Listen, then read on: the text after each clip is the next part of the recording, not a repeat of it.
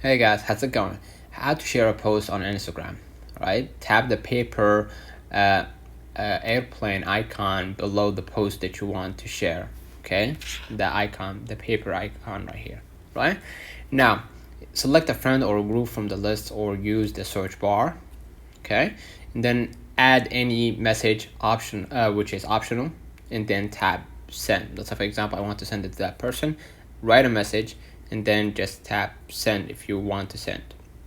And you can also share the post to your story by selecting add to story, right?